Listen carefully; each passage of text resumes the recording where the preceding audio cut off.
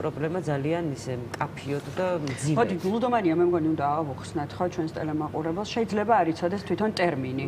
ხო, ხო, შეიძლება რომ განმარტება მოგვიწიოს, ეს არის ადამიანები, რომლებიც დამოკიდებულები არიან აზარტულ თამაშებზე, ამ შემთხვევაში და როგორც ანა აღნიშნა, ძალიან ბევრი ადამიანია ჩვენს გარშემო, ვინც მსგავსი პრობლემის წინაშე დგას. ჩემს ირგვლივაც არიან, რა თქმა უნდა, ადამიანები და ვიცით არაერთი ისტორია, არაერთი დანგრეული ცხოვრება შეგვიძლია პრინციპში პირდაპირ თქვა, იმიტომ რომ ეს არის მევალეები, ლომბარდები, ასე შემდეგ და ყველაზე დიდი ჭიდილი ალბათ, რაც ადამიანს უწევს, ეს არის საკუთარ თავთან ჭიდილი, რაც დარწმუნებული ვარ, რომ ნებისმიერ ლუდომანს რო ვკითხოთ, არ არის იმ თავისი ყოფით კმაყოფილი და თავისი დაავადებით კმაყოფილი და დამოკიდებულებით, რა თქმა უნდა, მაგრამ ძალიან რთული ამ ყველაფერთან გამკლავება და მეთანხმებით ალბათ და მე მინდა რომ ახლა მოვიწვიო ჩვენთან სტუდიაში ადამიანები, რომლებთან ერთადაც გავშლით უფრო და კიდევ უფრო ღრმად შევაბიჯებთ იმ პრობლემაში, რაც უკვე ჩვენს ტელემაყურებელს პრინციპში წარუდგინეთ. მოკლედ, ჩვენი სტუმრები არიან დღეს თორნიკე ლიპარტელიანი, გიორგი არაბული და ბექა ღვანიძე. გთხოვთ მოგბრძანდეთ. დიდი მადლობა რომ ხართ ჩვენი სტუმრები. როგორც უკვე აღნიშნეთ, მოკლედ საუბრობთ ლუდომანიაზე. და უნდა დავიწყოთ ალბათ პირველ რიგში ძირეული პრობლემა რა არის და მე მივყვეთ ნელ-ნელა რომ ყველაფერი ჩავშალოთ და განვიხილოთ თემა, რომელიც პრინციპში ძალიან მტკივნეულია თითოეული ადამიანის ცხოვრებაში. მოგესალმები, პირველ რიგში მადლობა მოწვევისთვის და აქტუალურობის თემის. რა თქმა უნდა, დაგეთანხმებით იმაში რომ ბოდიში ტექნიკური ხარვეზია და მე მგონი მიკროფონს გათხოვა. ყველაფერთვის გზად ვარ. ეხა ისმის? კი, გადასალე. იმაში აბსოლუტურად დაგეთანხმებით, რომ წინა წლამდე ეს თემა აქტუალურობას არ გარგავს პირიქით. სამწუხაროდ სტატისტიკები აჩვენებს, რომ ტენდენცია უფრო ზრდადია და ეს დამოკიდებული ადამიანების რაოდენობა წინა წლამდე უფრო იზრდება. და რაც შეეხება უკვე თქვენს მიერ დასმულ შეკითხვას, აქ მივდივართ უფრო ასე ვთქვათ ბავშვობაში და ბავშვობიდან წამოსულ სხვადასხვა ფსიქოლოგიურ თუ აქცევით აშლილობებში, ან შეიძლება იყოს გამოწვეული სხვადასხვა ტრავმებიდან წამოსული ეს პრობლემა და შემდეგ უკვე მოზარდობაში ეს გამოვლინებებია სხვადასხვა ტიპის, ეს იქნება ნარკოტიკით თუ აზარტული თამაშები თუ სხვა რამოდენიმე ათასი დამოკიდებულება არსებობს და შეიძლება ადამიანი იყოს მიჯაჭვული ძალიან ბევრ სხვადასხვა ტიპის გამოვლინების დაავადებაზე. ჩაგერთვები რა, აი ხა მართლა პირველად დავფიქრდი ამ ხელაკაცი. რომ ბავშვების პრობლემები რო ახსენე, ხო, აი როცა დამოკიდებული ხარ ნარკოტიკზე, სასმელზე და ასე შემდეგ, კი, მოდის ძირითადად რაღაცა პრობლემებიდან ეს ყველაფერი ლუდომანიაზე არასდროს არ დავფიქრები, რომ შეიძლება ეს დამოკიდებულებაც იყოს ბავშვობის პრობლემები. მე რაღაც ვფიქრობდი, რომ საერთოდ დამოკიდებულება არის, მე მგონი, ამ შემთხვევაში თავარი აზრი. ხარ დამოკიდებული, ხო, იქ უკვე რაღაც განშტოებებია, თორე ეს არის პრობლემა, რომ დამოკიდებული ხდები. ხო, აი მაგას ვამბობ, კი, გასაგებია. ხო, ანუ დავამატებ იმას, რომ აქ არის რაღაცა სიცარიელებიდან წამოსული, ტრავმებიდან წამოსული, რაღაცა ბავშვობაში განცდილი, შეიძლება რაღაცა ემოციური სხვადასხვა ტიპის მდგომარეობებიდან წამოსული ეს პრობლემა, რომელიც თავის დროზე არ ვლინდება, მაგრამ როგორც წესი, რაღაც მეცნიერულად დამტკიცებული ფაქტია, რომ 0-დან 7 წლამდე ყალიბდება ეს დაავადება და მარიამი მართალია ამ შემთხვევაში, ეს არის ზოგადი დამოკიდებულების პრობლემა და ეს შეიძლება იყოს სხვადასხვა ტიპის გამოვლინებაა უბრალოდ ეს თამაში, ამ შემთხვევაში აზარტული თამაშები, ამ დამოკიდებულების, მაგრამ შეიძლება იყოს ისე კიდევ ერთხელ ვიძახი, რაღაცა ალკოჰოლის მოხმარება, შეიძლება იყოს ნარკოტიკზე დამოკიდებულება, ან შეიძლება იყოს ემოციებზე დამოკიდებულება, ან დღევანდელი ასე ვთქვათ სულ ახალი ფაქტი არის, რომ უკვე ვიდეო თამაშებზე დამოკიდებულებაც კი ითვლება დამოკიდებულებად, სულ ახალს გაიყვანეს, ასე ვთქვათ ოფიციალურად მიანიჭეს ეს სტატუსი. და ქცევითი აშლილობები ზოგადად ძალიან მომრავლდა ამ ბოლო დროს, თუნდაც ინტერნეტ დამოკიდებულება, სკროლაზე დამოკიდებულება, სოციალურ ქსელებზე დამოკიდებულება, ამ ყველაფრის საფუძველი და ფუძე მაინც არის ერთი ზოგადად რაც უკვე ვახსენე ბავშვობიდან წამოსული ასე ვთქვათ ის ემოციური მდგომარეობებით ხო შეიძლება იყოს ტრავმები შეიძლება იყოს სხვადასხვა ემოციური მდგომარეობები რომელისგანაც შეიძლება აღზრდილობითი ასე ვთქვათ ხშირად ძახიან რომ ახლა ზედმეტი ყურადღების ბავშვი შეიძლება პირიქით ამ გამოიწვიოს ან ნაკლები ყურადღებით ან სიყვარულის ნაკლებობით ან მოზღვავებული სიყვარულით აღზრდილობითი როლი ძალიან მნიშვნელოვანია და ძალიან მოქმედებს ბავშვის ფსიქიკაზე რომელიც შემდეგ უკვე ასე ვთქვათ პროგრამდება ადრეულ ასაკში და მოზარდობაში ეს უკვე გამოვლინდება როდესაც ადამიანი იწყებს უკვე რეალურად დამოუკიდებელ ცხოვრებას. მადლობა. ბეკასა გიორგის ხო, მაინტერესებს რომელიმე გიყავით დამოკიდებული? ორივე. მე კი ვიცი, მოგებელს. მოგესალმებით, მე გიორგი მქვია. პირველ რიგში გილოცავთ თქვენ მრავალს და ეს არის. მადლობას გიხდით ესეთი აი უნიშნელი ყოველ დღე თითქმის რაღაცა ისეთი ტრაგიკული ინფორმაცია მისმის ხოლმე რა თამაშ დამოკიდებული ადამიანების შემთხვევაში და მე შევეცდები რომ ჩემის მხრივ ჩემს გამოცდილებაზე დაყრდნობით დღეს უკვე სპეციალისტი ვარ გამოსავალში ორგანიზაცია გამოსავალში და ვცდილობთ რომ ჩვენი გამოცდილებით სხვა ადამიანებს რაღაცა გზავნილი გადავცეთ რა ესე იგი რაში მდგომარეობს ხეს გამოცდილება დეტალებში რო არ ჩავიდე დეკორაცია ყველა სხვადასხვანაირი აქვს ემოციური თვალსაზრისით ვიტყვი რომ ძალიან ნაცნობი არის ეგეთი რაღაცა რომ აი ხო იცი ბევრს რო წააგებ რა იცი რაღაცა ვალები რაღაცა ერთი ორი დღის ნათამაშები რო გაგზედიზე და ბოლოს სისხლიანი თვალებით რო სარკეში იყურები რომ ვინახარ ვაფშე შენ ხო ხტები მიუღებლობა რო გაქვს შენი თავს აი რო არ გიყვარს რა ვისაც უყურებ რა რო გეზიზღება და ეგ ემოცია ეგ არის ალბათ რა ვიცი ჯოჯოხეთი ხო ხტები ჯოჯოხეთური ამ ყველაფერში ის კი არ არის რომ გახარ იქ და რაღაცა ფული წააგე და იმას მისტირი რა რომ ზუსტად იცი რომ იმ ტკივილის მიუხედავად რომელიც ეხა გაქვს ეს არ არის საკმარისი мотиваცია იმისთვის რომ შენი შეწყვეტები და ზუსტად იცი რომ სადღაც გავა ერთი დღე და ორი თვე თუ რაღაც პერიოდი და ისევ იმ სარკესთან ზუსტად იგივე სახით იქნება იმიტომ რომ ეს მე-1000 პრეცედენტია შეიძლება სადაც საკუთარ თავში იმედგაცრუება იგრძენი რა და გამოჯამრთელების თვალსაზრისით ხა რასაც გულისხმობთ ხო პიროვნულ ზრდას ეხა ეგ არ არის რომ რაღაცა ვაპროგრამებთ ადამიანებს და რაღაცა აზრებს სხვა აზრებს უსვავთ და ემოციებს უცვლით რა სურვილი თავის ადგილას რჩება უბრალოდ რა ხდება იცი რომ არჩევანს აი რატო არის რა ეხა იმ მომენტში ის ადამიანი იქ რო დგას იმ სარკისზე და მაგრა რო ტკივა და რაღაცის შეცვლა რო უნდა რა იმაში რო იფიცება რომ აი შო ეს არის ბოლო და თავის თავთან ხო იცი რომ აი მორჩა აი დეტექტორში რო შეერთო გეტყვის რომ მართალია არის თუ იმ მომენტში გულწრფელია მაგრამ ნახეთ რაში არის საქმე რომ ის გადაწყვეტილება ემოციურია და ტკივილიდან გამომდინარეობს და ჩვენი არც ერთი ემოცია არ არის პერმანენტული ხასიათის რა მე ხვალ გავიღვიძებ და სხვა რაღაცას ვგრძნობ როცა ემოციურ გადაწყვეტილებებს ვიღებ ეს ნაკლებად პრინციპულია და ნაკლებად არის რაღაც ფასეულობაზე დაყრდნობილი ცნობიერებამდე როდის მიდის ის გადაწყვეტილება აი ცნობიერი როდის ხდება უკვე რომელი გადაწყვეტილება აი ის გადაწყვეტილება რომელიც შემდეგ უკვე სხვა სწორ გზაზე გაყენებს ადამიანს გამოჯანმრთელების გადაწყვეტილება აი მაგალითად ეხა რატომ მოვიხადე პირველ რიგში მადლობა რომ აქ აი ამას ვაკეთებთ რა ანუ რაღაცა შეიძლება მოკრა ყური ეხა ვიღაც შეიძლება უყურებს იმ ტელევიზორში რომ აი ჩემსაც ლაპარაკობს ეს ტიპი და მოდი დაველაპარაკები რა იქნება რაღაცა მირჩიოს რა და ესე ურთიერთ გამოცდილების გაზიარებით ცოცხე ჩვენი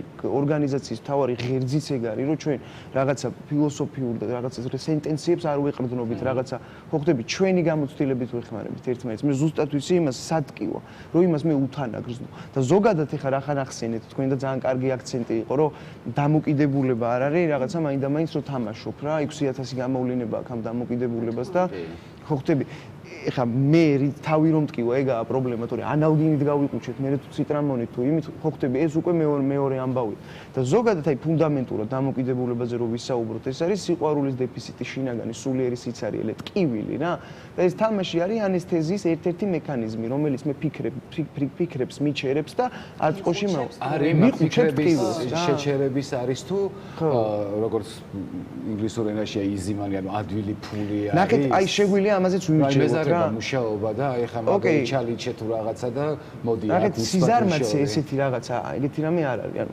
უმოტივაციობა არსებობს და კი უმოტივაციობას ბადებს მოგების გამოცდილება და ამაზე შეგვიძლია ვიმსჯელოთ ახლა ამ თვალსაზრისით რომ ნებისმიერი ადამიანის ფსიქიკა ეგრე არის მოწყობილი რომ ბევრი სარგებელი მივიღო ნაკლები იმის და ბევრი ბენეფიტი ნაკლები რესურსის დახარჯვით და ეს უბრალოდ ჩვენი ფსიქიკის წყობილებაა.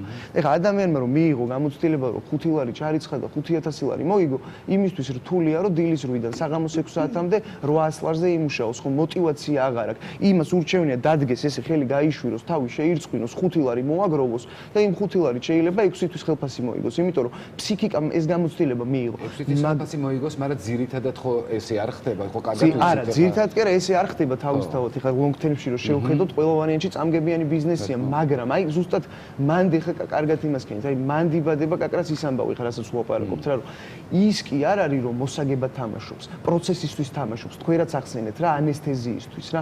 ნახე როგორი რამე არის. უკვე მანდ ერთვება. თამაში არ არის რაღაცა შედეგზე ორიენტირებული რაღაცა რა, თვითონ პროცესშია მუღამი რა. აი მე მაქვს რაღაცა მომავალზე ფიქრი ხო, შფოთია, წარსულზე ფიქრი ხო, დეპრესია და მოცულია ადამიანი ამით რა. არაფრით არ განსხვავდება ადამიანი, რომელიც ადრენალინზე დამოკიდებული და 500-ით დადის მოტოციკლით, ხელოვნურ საფრთხეს უქმნის თავის თავს, რომ აწყოზე კონცენტრაციაში, იმიტომ რომ აწყო ჩვენთვის განტვირთვის მექანიზმი საშუალება არის რა. და ეხა ის რომ ჩაფიქრდეს, რომ აიმე ხვალ ნეტა რა იქნებაო, გადაუვლის კენს და დარჩება გვერდზე ის ხვალ, ხო ხტები? ხელოვნურ საფრთხეს უქმნის თავის თავს, რომ აწყოზე კონცენტრირებული იყოს თვითგადარჩენით, ინსტინქტუალურად. მოთამაშეს დაახლოებით იგივეს აკეთებს. ამიტომ არ არის დამოკიდებულებებში არავით არის ესეთი ფუნდამენტური თვალსაზრისით განსხვავება, რომ იქ რო თამაშობს, კი იცის, რომ ბევრი პრობლემა აქვს და ბევრი ცუდი ჩაიდინა, მაგრამ იმ ილუზიას იქნის, რომ ეხა თუ მოვიგე მე, ყველაფერს ვაგვარებ, ხვდები? და ეს ილუზია მე მაძლევს იმის საშუალებას, რომ დავაპაუზო ჩემი წარსული და მომავალი და უკონცენტრირდე აწყოზე. და აქ ანესთეზირებული ვარ. ტკივილი მიყუჩდება. მაგრამ ტკივილს რა ახასიათებს, ხო? ეხა მიყუჩდება, ეხა ხელი რომ აქვს გაჭრილი და კიდევ უფრო გთხივა, გაიგე, მე უფრო ნაკლებად ადაპტირებული ხარ იმ ტკივილთან რა. და გამოჯამთელება რა არის? ტკივილზე გამარჯვება, ტკივილთან ერთად ცხოვრების სწავლა. ხვდები, ის კი არა რომ რაღაცა გადავიკეთო ეხა ჩემის მიუხედავად ჩემი ფსიქოემოციური ფონისა, მე არჩევანი მაქვს, პრინციპული არჩევანი და იმას ვემსახურები უკომპრომისოდ რა. და ნახეთ რა ხდება საოცრება, რომ დროთა განმავლობაში და ამაზე ეხა ეს ჩემი იდეა და გამოცდილება მხოლოდ არ არის, ამაზე თანამედროვე ფსიქოლოგიური ტენდენცია ყველაფერი თან ხდება მოკლედ რა, რომ ჩემ მოქმედებებზე ადაპტირებული ხდება ჩემი ფსიქოემოციური ფონი და მე საჭიროება აღარ მაქვს იმ ტკივილის, საჭიროება აღარ მაქვს ლტოლვის მტკივა, მაგრამ აღარ ვამძაფრებ, აღარ ვატანჯინებ თავს ჩემი კონცენტრაციით იმ ტკივილს, ხვდები? და მშორდება, როგორც ხა კუდი აღარ მაქვს და კუდუსუნი მაქვს, იმიტომ რომ მიზნობრიობა აღარ არსებობდა იმ კუდის და ხო ხვდები, მოშორდა და აღარ იყო, ეგრე შორდება ის ხასიათის დეფექტები, რასაც მოიცავს დამოკიდებულება რა. ლტოლვა თუნდაც ხო, სიყვარულის დეფიციტი არის. ნებისმიერი ადამიანი, რომელსაც აი გადაულახავი მოხმარების სურვილი აქვს, არის ტოტალურ სიყვარულის დეფიციტში იმ მომენტში. იმას თანაგზნობის მეტი არაფერი არ ჭირდება. და ჩვენ რას ვაკეთებთ? კარგი რთული ამბავი არის, მართლა ძალიან რთული. ეს ახლა ზედაპირზე ვარ. ძალიან ზედაპირზე ვარ. აი მილიმეტრზეც არ ჩავსულო, რა ვეკა. საიდან დაიწყო? ეს ყველაფერი არის ის რაც მე ვთქვი, საწყისი ეგ იყო, რომ მარტივი ფულია რაღაცნაირად. პირველ რიგში მოგესალმებით, მივესალმებით თქვენ მაყურებელს, აი თორნიკემ რას თქვა იმ პასაჟს გაუსვა უმეც ხას, რომ ბავშვობიდან იწყება ეს ყველაფერი, იმ სულიერი სიცარიელიდან და მე პირადად ჩემ გამოცდილებას გავაზიარებ, რომ დამოკიდებულება თვითონ დაავადება ჩემი ცხოვრების 4 ასპექტს შეეხო ყველაზე მეტად რა, ეს იყო ბიოლოგიური ასპექტი, ეს იყო ფსიქიკური ასპექტი, სოციალური და ბოლოს სულიერი ასპექტი რა. ბიოლოგიიდან აი სულ მარტივ მაგალითს ვიტყვი, კბილი რო ტკივა ადამიანს არჩევანი არა აქვს რა, თამაშს ზედებს მაინც ფსონს რა, კბილს არ გაიკეთებს რა. აი მარტივად რო თქვა, ჩემ შემთხვევაში მსგავსი რაღაცა ხშირად ყოფილა რა. ფსიქიკაზე აღარ ვიტყვი, აი გიომს სწორად აღნიშნა, სარკეში ჩახედვა, რომელ ადამიანსაც უყურებს ზიზღით და შიშები, ეს მომავლის შიში, წარსულის შიში მათ შორის, ადამიანების შიში, იმიტომ რომ პრობლემები აი სოციუმში ყველაზე მეტად ურტყავს და საბოლოო ჯამში ყველაფერი მაინც სულიერს უკავშირდება და სიღრმისეულს და ბავშვობიდან წამოსულ ტრამვებს უკავშირდება რა, ეს სულიერი სიცარიელე პროგრესირებადია და ვითარდება. საბოლოო ჯამში ამ 4 ასპექტის დანგრევა უკვე იწევს აი საჭიროებად გება ცვლილების. შეიძლება რომ დავარქვათ ფსკერი ამ შემთხვევაში. რამდენ ხანში დადგა დაახლოებით ფსკერი თქვენ შემთხვევაში? ანუ დროზე ვერ იტყვი, ხა მე 38 წლის ვარ და დაახლოებით 22 წელია მოხმარებაში ვარ. ანუ მოხმარებას გულისხმობ თამაშობდი ხანდახან კი ბატონო, ნარკოტიკებსაც მოვიხმარდი და აი ფსკერი დგება როგორ ხო აი ეს 4 ასპექტი როცა რესურსები ამოიწურება თქოს ფინანსური სოციალური ფსიქიკური მათ შორის ეს ემოციები ძალიან მძაფრია და მტკივნეულია ამ ყველაფრის განცდა მოხმარებასთან ერთად მაშინ დგება რა მაშინ აი სამყარო მე პირადად დამანახა ცვლილების საჭიროება იმიტომ რომ ყრუკედელთან ვიდექი ცხოვრების გაგრძელების გზა აღარ ჩანდა ჩემ შემთხვევაში და ანუ ეს ცვლილების საჭიროება თვითონ ჩემი ცხოვრების გზამ დამანახა იმ ფაქტებმა გავლენმა ფაქტებმა რა თქმა უნდა ძირითადი იყო ნეგატივი კი არის ადამიანის ცხოვრებაში ხა კარგი ფაქტებიც მაგრამ ნეგატივი დამოკიდებულების ადამიანების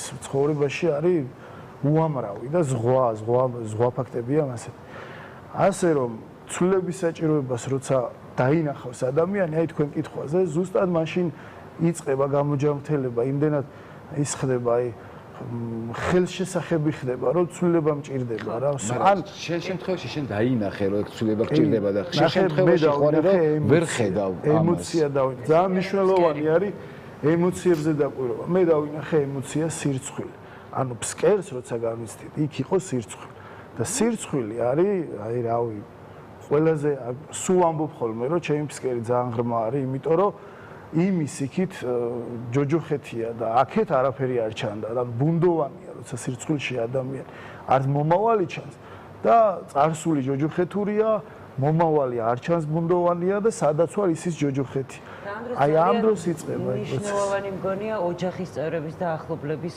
გვერდში დგომა ხო ძალიან მნიშვნელოვანია ოჯახის დახმარება მაგრამ მანდაც აი დახმარებას თანაგადამრჩენელს ვეძახით რა ანუ თანადამოკიდებული ქვია მე თუ არავად ჩემი ოჯახის წევრიც არის იმ თამაში მყავს შეტყუებული მოთამაშეს ყოველთვის რაღაც სქემები აქვს და ხაზულ სუმომავალში ცხოვრობს და ამ სქემებში არა მარტო თქვათ რაღაცა კონკრეტულ თამაშის დროს კი არ ხაზავს ამ ცხოვრებაშიც გადმოაქვს და ოჯახის წევრების თავის სქემაში ყავს მომწყდეული და ის გადამრჩენელის როლს თამაშობენ და ხშირ შემთხვევაში ირგვლივ თანაგაისენი რა ქვია დამოკიდებულები კი თანა 14 დამოკიდებული ადამიანი ირგვლივ 14-ს ითრევს ფსკერისკენ და თუ ეს წყვეტა არ მოხდა ანუ ძალიან რთულია გადაწყვეტილების მიღებაც ძალიან რთულია მაგ დროს დახმარების თხოვნაც ძალიან რთულია რომ ითხოვ იმიტომ რომ ამ ყველაფრის აღიარება გიწევს როცა დახმარებას ითხოვ და ძალიან ძნელია ხა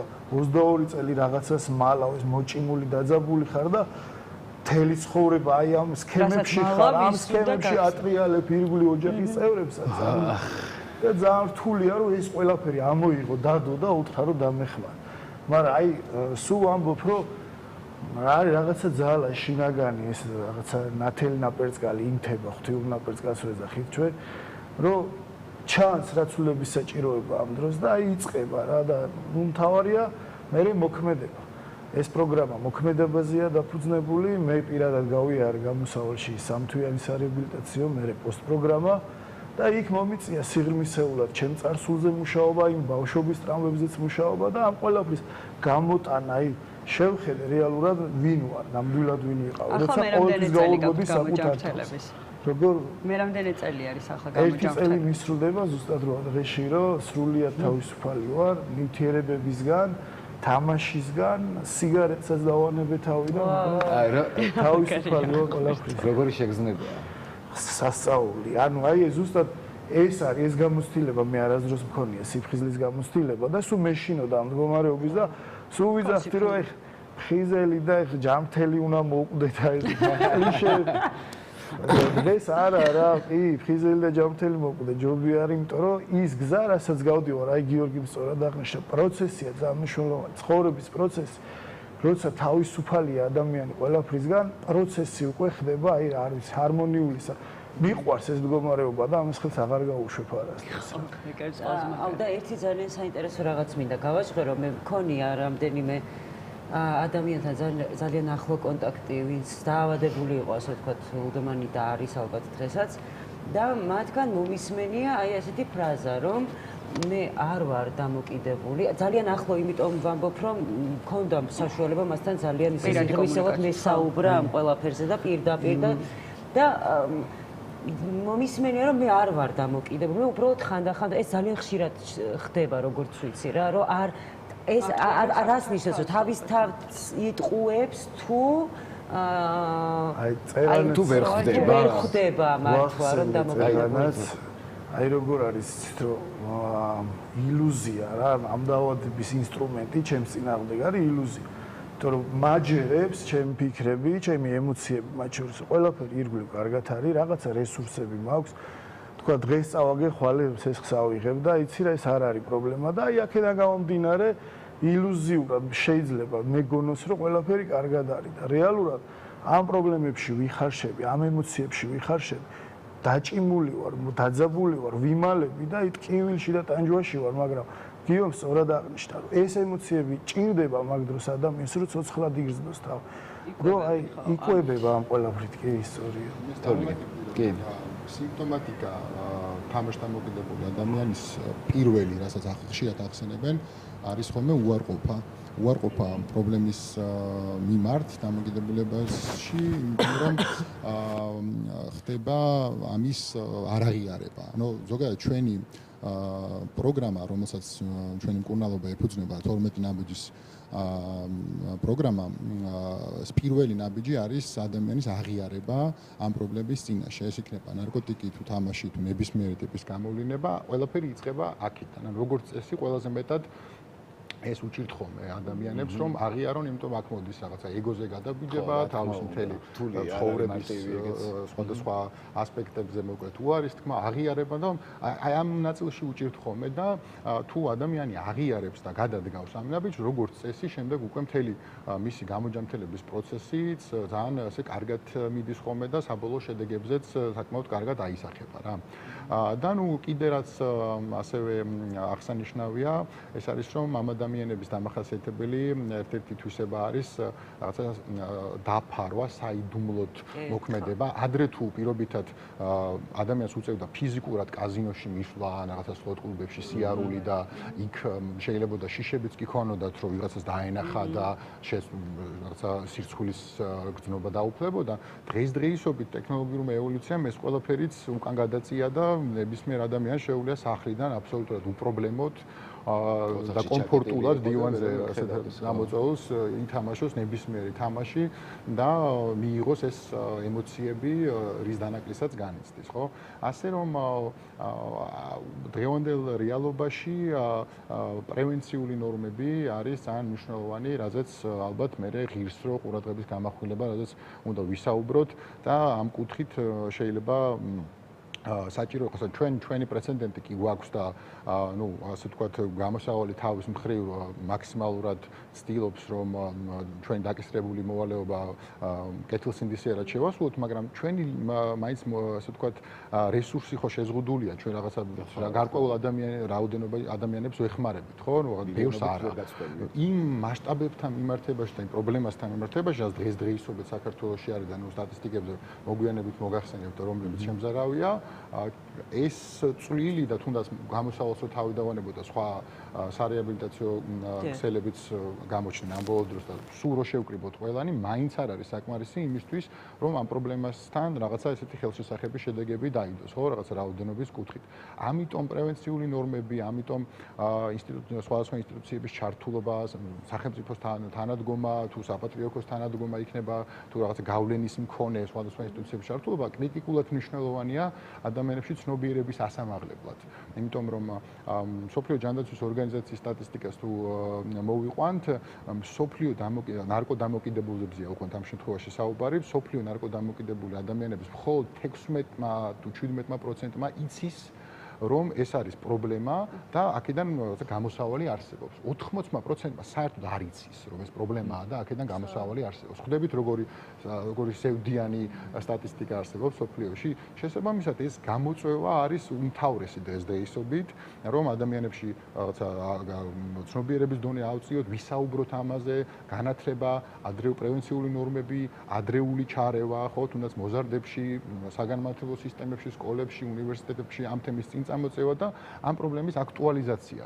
იმიტომ რომ სხვა არ ტეხავდეს აღიარება. ხო, ნუ არსებობს რა თქმა უნდა სტიგმებიც, რომელიც სამწუხაროდ გავრცელებულია ჯერ კიდევ რომ რაღაცა ნარკომომხმარებელი ან თუნდაც თამაშ დამოკიდებული არის ცუდი ტიპი და უნდა გავრიყოთ და გავრიყოთ რაღაცა ის იტყუებთ მატყუარა რაღაცა არავია ასე შემდეგ რადგან მესმის რომ შეიძლება თავისი რაღაცა ისტორიები იყოს რომელიც ამ ყველაფერს ამაგრებდეს მაგრამ ამ ადამიანს უნდა კარგად გავიაზროთ რომ უბრალოდ ეს თვითონ არ უნდა რომ ესეთი ყოფილიყო რა ანუ თავისი არჩევანი არ არის ეს კარგად არის ეს გასააზრებელი რომ ადამიანებს არ უნდათ რომ ამის გაკეთება უბრალოდ ავათარიან უბრალოდ პრობლემა აქვს და ამ ადამიანებს ჭირდება სხვანაირი დახმარება სხვანაირი ჩარევა და არა ის რომ ციხეში ჩავსვათ, დავიჭიროთ, კუთხეში მივიმწვდიოთ და რაღაცა ძალიან რადიკალური უხეში ესე ვთქვათ მიდგომები. ხო, რასაც ხსნით ძალიან რთულია რომ გააგებინოთ თუნდაც ოჯახის წევრს, რომელიც ძალიან რთულ მდგომარეობაშია და ამიტომ ძალიან მნიშვნელოვანია თუნდაც ჩვენი ეთერის საშუალებით იქნება თუ არ ვიცი სხვა საშუალებით რომ აი ადამიანებს ცნობიერება ამ ხრივ აუმაღლდეს მართლა ურთულესია როცა ოჯახის წევრი ყავს თქვა ამ მდგომარეობაში დაავადებული და შენ ეს გაიაზრო ამ ფორმით შეხედო აი ხა როგორც თქვენ ხსნით და აი ამის შემდეგ ესე მიუდგეს სწორად კი ეგრე არის და ну რა თქმა უნდა ოჯახის ჩართულობა ძალიან მნიშვნელოვანია რომ მოხდეს აქ თან ასე ვთქვათ სწორი კომუნიკაცია და თანადგომა და თუნდაც მოგმართონ ჩვენ და არ დამალონ ხშირია იქ მაინც და სხვა შეიძლება ბოდიში ჩავეკითხო რამდენად ხშირია ოჯახის მხრიდან იმიტომ რომ გონია რომ სანამ თვითონ ადამიანი არ მივა აი ამ გადაწყვეტილებამდე რომ დიახის უკვე ფსკერზეა და უნდა წავიდეს და ვთქვათ აი ეს გამოჯანმრთელების გზას შეუდგეს თვითონ თვით გადაწყვეტილება იყოს. აი ამ შემთხვევაში როგორ ხდება? რამდენად ხშირია ის, როდესაც უკვე ოჯახს მოყავს და წაიყვანს და რამდენად ასე ვთქვათ, როგორ ვთქვათ, ხო ამართლებს ეს ყველაფერი გამოსავალი ამ შემთხვევაში. როგორც წესი ითვლება რომ ადამიანს თუ თვითონ არ აქვს გაანალიზებული კარგად რომ მას აქვს პრობლემა და დამოკიდებულება მას სხვადასხვა ტიპის პრობლემები შეუქმნა ცხოვრებაში და ეს უკვე მის კონტროლის მექანიზმებს ანუ ვეღარ აკონტროლებს ამას და აღარ შეუძლია და ჩვენ ენაზე ამას კაპიტულაციას ვეძახით თუ ეს აქამდე არ მიდის ადამიანი როგორც წესი რეაბილიტაცია არ არის ხარისხიანი და მისი შედეგები შეიძლება არ იყოს ისეთი ძლიერი როდესაც ადამიანს უკვე აი ფსკერი აქვს რა განცდილი და უკვე აღარ იცის იმის იქით ვეღარ ხედავს ვერაფერს ბუნდოვანება აქვს და უკვე ამ პრობლემას ძალიან თვალში გაუსწორა და შეიძლება ითქვას რომ ხელები აქვს აწეული ამ პრობლემას. რა თქმა უნდა ესე დროს ბევრად უფრო ეფექტური არის კი და ბევრად უფრო თუმცა ისიც ხშირია როდესაც ოჯახის წევრებს მოყავთ ხოლმე ჩვენთან ბენეფიციარები იმიტომ რომ არის ხოლმე უარყოფა ანუ თვითონ პირობითად დედა ხედავს რომ მას პრობლემა აქვს მაგრამ შვილი უარყოფაშია და არის ასე ვთქვათ ესეთი кейსებიც როდესაც აი მოყავს ფაქტობრივად ძალით და ნუ შემდეგ ჩვენი მხრიდან კარგი ამ შემთხვევაში კიდევ ერთხელ გავიმეორებ მას რომ ყოფილა ესეთი შედეგები იმიტომ რომ ნუ ჩვენი რაღაცა მულტიდისციპლინარული გუნდი როდესაც ერთვება იმდენად კარგი და ესეთი შედეგები აქვს უკვე რა ვიცი 8 წელია რაც ამ საქმით ვარ დაკავებულები პირველი სარეაბილიტაციო ცენტრი ვარ საქართველოში რომელიც ამ თემით მუშაობს და საკმაოდ დიდი გამოცდილება და ექსპერტიზა დავაგროვეთ და შეიძლება ითქვას რომ ჩვენთან მოსული ადამიანი აი მაქსიმალურად იმით მიდის რომ ჩვენ ყველაფერს ვაკეთებთ ჩვენი გუნდი ყველაფერს აკეთებს იმისთვის რომ შედეგი დავდოთ ანუ მივიღოთ ის რომ ამ ადამიანმა შეძლოს ამ პრობლემასთან ერთად ცხოვრება ჰარმონიულად და არა დაამარცხოს ეს პრობლემა იმიტომ რომ მოგეხსენებათ ალბათ რომ ეს პრობლემა არის ქრონიკული და პროგრესირებადი მაშინაც როდესაც არაფერს არ აკეთებს ადამიანი დამოკიდებულებას ქვემოთ მიყავს ყველანაირად თავისკენ და ფსკერისკენ ადამიანი ასეთი ვერაგია დიახ. აი სანამ სპეციალისტებამდე მივალთ. კი, ისაუბრეთ ამ თემაზე, მაგრამ უფრო კიდე კონკრეტულად მაინტერესებს, აი რა უნდა გავაკეთოთ ჩვენ ადამიანები, თქვათ, ვინცაც ძალიან ან მეგობარი ყავს მსგავს მდგომარეობაში ან ოჯახის წევრი, აი ჩვენ სანამ თვითონ მივა, აი მარიამი რასაც ამბობდა, ხო, თვითონ მივა იმ გადაწყვეტილებამდე, რომ თქვათ, ავად არის და უნდა განიკურნოს.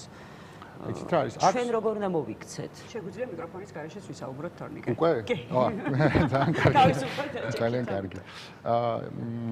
თუ აქ სწორი დიაგნოსტიკა არის ძალიან მნიშვნელოვანი. რა შეიძლება თქვენ გეგონოთ რომ ადამიანს პირობითად აქვს რაღაცა მწვავე პრობლემა, მაგრამ ყოფილა ესეთ შემთხვევები, რომ პირობითად შემცდარა. ნუ იშვიათად, მაგრამ ნუ მოდი ვთქვათ, რომ აქვს ადამიანს პრობლემა, ხო, ასეთ შემთხვევაში რა ხდება? შემთხვევაში რთულია შეცდე. გაცხადებული ჩემ გამოცდილებას ვიტყვით, შეიძლება და ჩემი მეუღლე იყო პროგრამას იცნობდა ამ პროგრამაზე და პირველად და მოკლედ ჩამხსნა აი არც ტელეფონზე არ პასუხობდა ხშირად აი ცდილობდა რომ აი ფსკერი განმეცადა მოკლედ აი ჩახსნაში გულისხმება ფსკერამდე მივსურდა აი პროვოცირებდა რომ ნელ-ნელა მივსურდა ვა ჩვენ აქტიურად ვაპრაქტიკებთ და ეს ახლა ყველაზე აპრიორი არ მუშაობს ცოტა შიშიც არის ესეთი მეთოდია ვიტყვი რომ ეს გზა არის ერთ-ერთი მაგრამ ერთ-ერთი გზა ახლა თქვენ გიცნობთ კარგად და ალბათ ინდივიდუალურად ხა თქვენ შემთხვევაში გამართოთ იმიტომ რომ იცოდა თქვენზე როგორი მოქმედება თუმცა ვიღაცა შეიძლება ისეთი ფსიქიკა აქვს რომ სასოწარკვეთილებაში ჩავარდეს და ამით ძალიან სულ შედეგად ჩახსნა არის ეს ერთ-ერთი ტექნიკა ესე ვთქვათ ფსიქოლოგ რასაც ჩვენ აქტიურად ვაპრაქტიკებთ და თუ მსგავსი შემთხვევა არის ხა რასაც თქვენ ამბობთ რომ ადამიანს უჭირს თავისი პრობლემის იდენტიფიცირება და გვერდიდან ჩარევა და დახმარებას საჭიროებს ამ შემთხვევაშიც გაცილებით ოპტიმალურია რომ დაუშვათ სპეციალისტებს მაგალითად ჩვენ ან სხვა სარიაბილიტაციო